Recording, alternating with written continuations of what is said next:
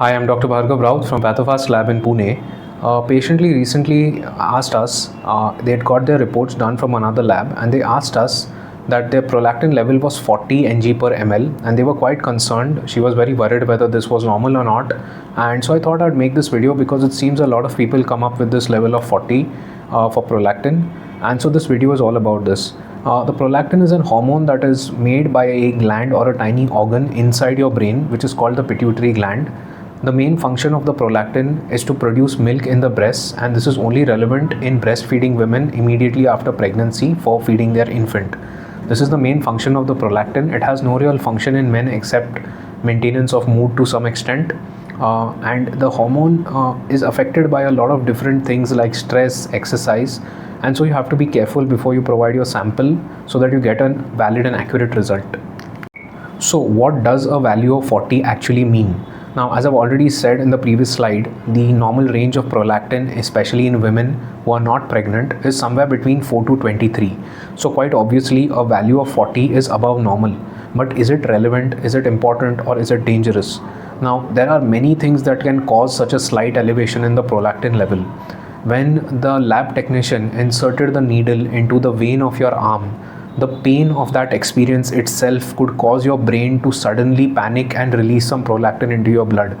This is a well-known and well-documented phenomenon. So, elevation up to 40 could simply be attributed to this. Secondly, stress of any kind, mental stress, physical stress, stress of an illness can push your prolactin up. Sleep can change your levels of prolactin. A lot of heavy exercise can change your levels of prolactin.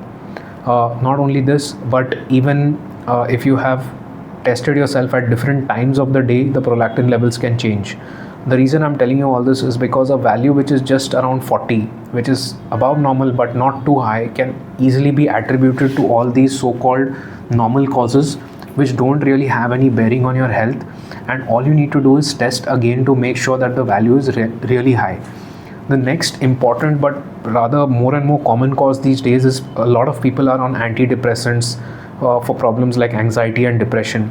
Antidepressants, antipsychotics, these medications are very well known to have a side effect of raising your prolactin level because of the way in which they act. They are one of the most common causes of a high prolactin value, for example a value like 40, and it could be the reason because of which your prolactin is high.